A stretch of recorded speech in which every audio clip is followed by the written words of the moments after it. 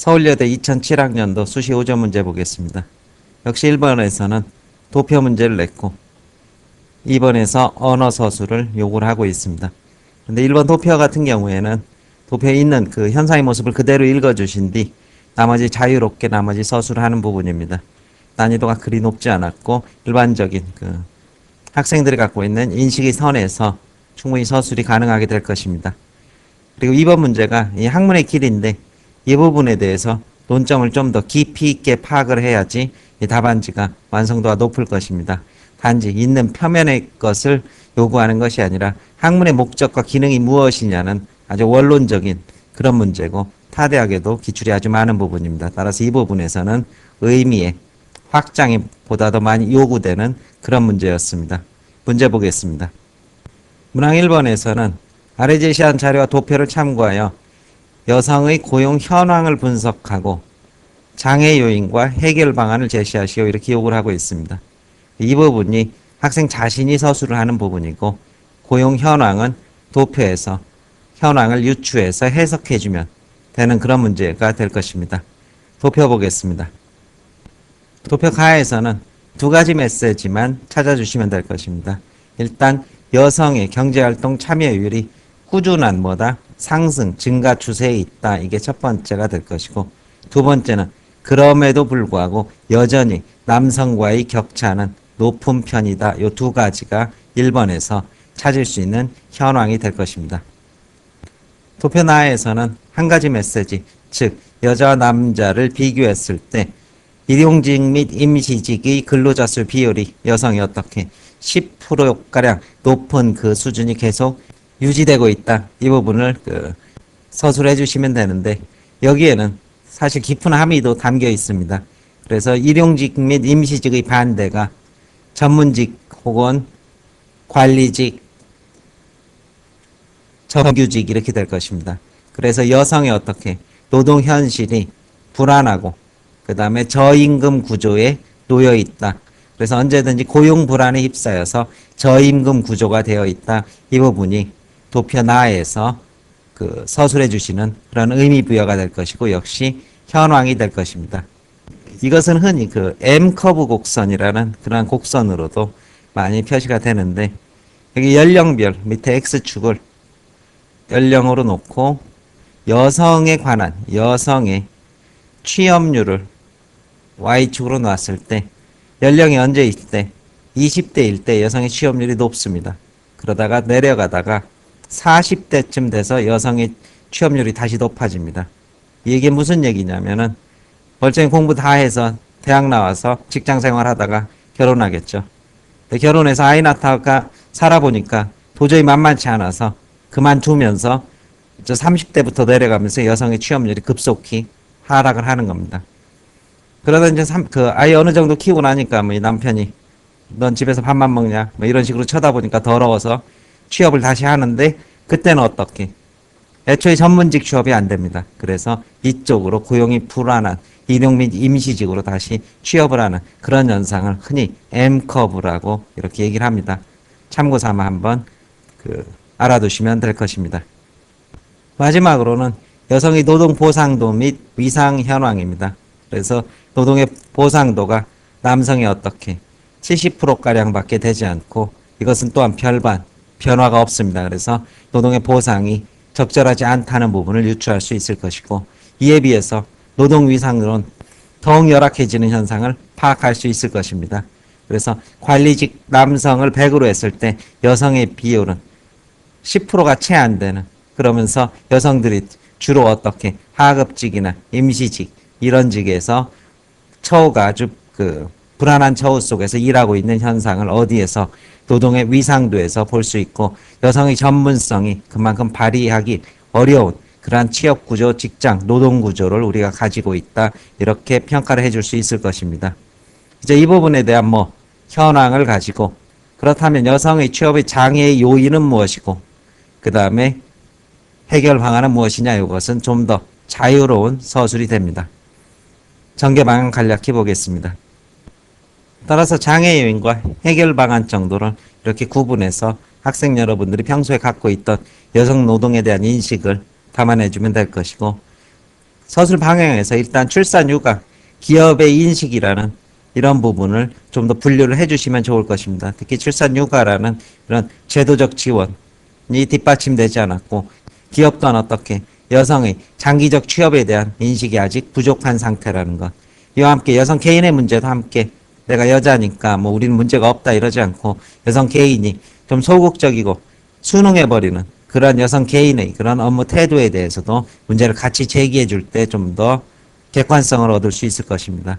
그래서 여성 개인이 이런 노동 현실이나 구조에 대해서 쉽사리 순응하고 받아들여 버리고 그리고 아이를 키우거나 이러는 과정에서 장애가 있으면은 직장을 포기해버리는 이런 개인적 태도의 문제와 함께 이를 둘러싸고 있는 제도의 문제, 그 다음에 기업에서 근로 노동인 그 문화에 있어서 기업의 인식, 여성에 대한 인식의 문제 이런 것들을 지적을 해주신 뒤 해결 방안으로서는 역시 가장 많이 나오는 제도적 그리고 인식의 변화 그리고 여성 자신의 이런 노력과 좀 더 적극적이고 진취적인 자기 전문성을 발휘해서 그 분야에서 좀 더 그 선두가 되려고 하는 이런 전문성, 진취성 이런 부분에 대한 언급을 같이 해주시면은 훨씬 더 답안지가 매끄럽게 될 것입니다. 따라서 제도적 법적 지원으로는 많이 나오고 있는 출산과 육아의 기관 확대 및 그다음에 휴직의 문제에 있어서 육아, 출산 휴직의 부분에 있어서의 법적인 지원 그리고 이것을 어겼을 때 국가의 강력한 제재 이와 관련한 양성평등에 관한 인식의 변화도 필요하게 될 것입니다.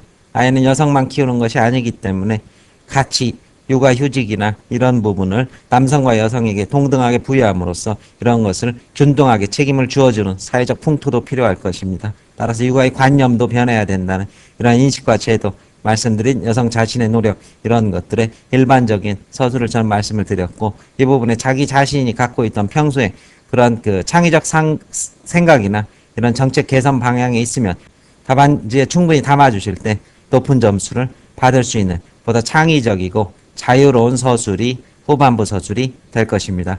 문제 2번 보겠습니다. 문항 2번에서는 가나를 읽고 학문의 올바른 길이 무엇인지에 대한 결의를 서술하시오 이렇게 요구를 했습니다.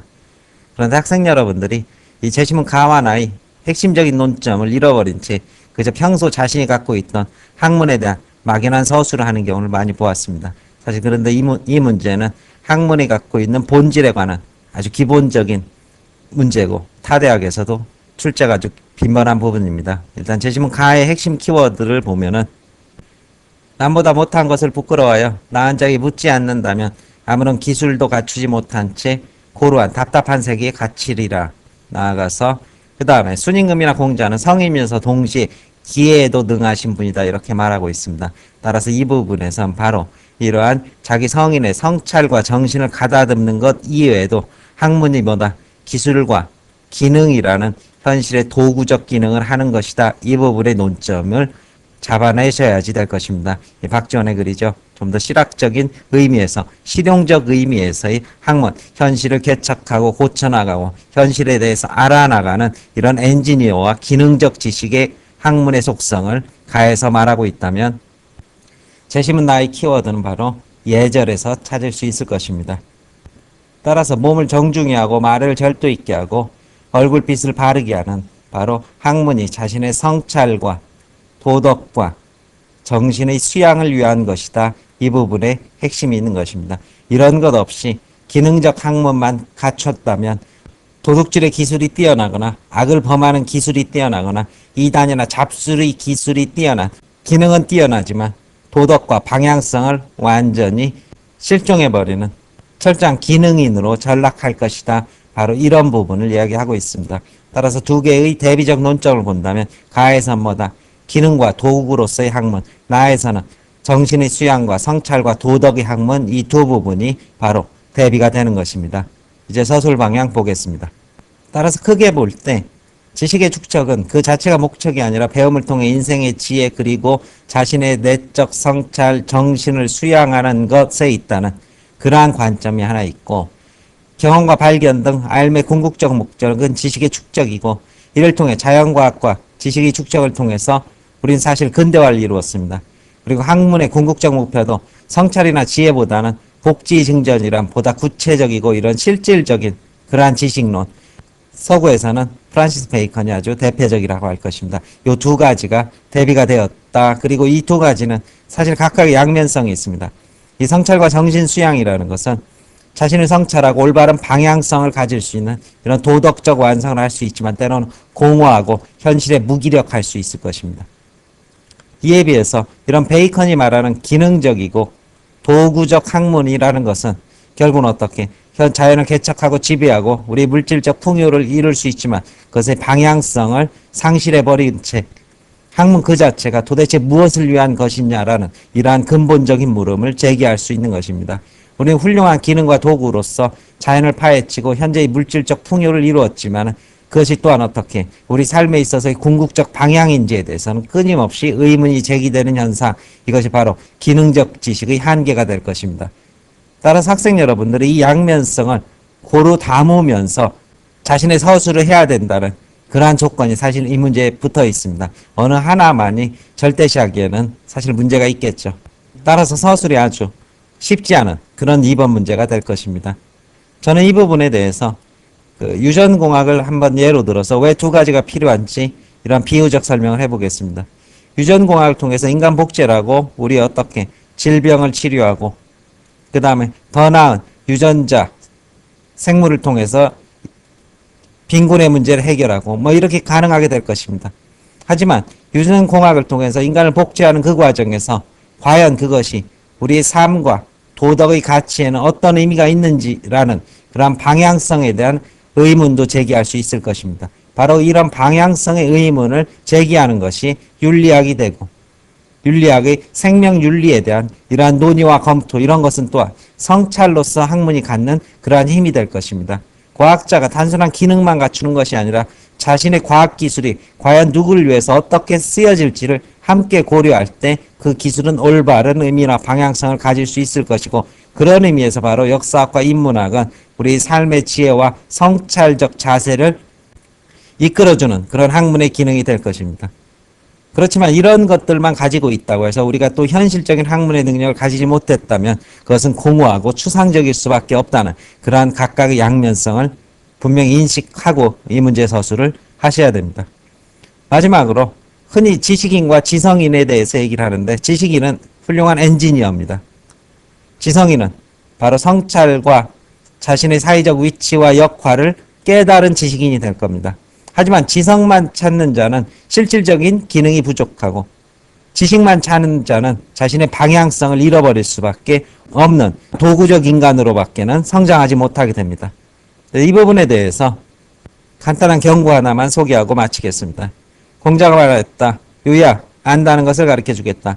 아는 것을 안다 하고 알지 못하는 것을 알지 못한다고 하는 것, 즉 자기 자신을 성찰하고 반성하는 것이 바로 알미다. 이렇게 말함으로써 모든 지식이 반드시 도구적 지식의 그러한 무한 축적은 될 수 없다. 이런 메시지를 또 남겨주고 있는 공자의 말씀입니다. 설명 마칩니다.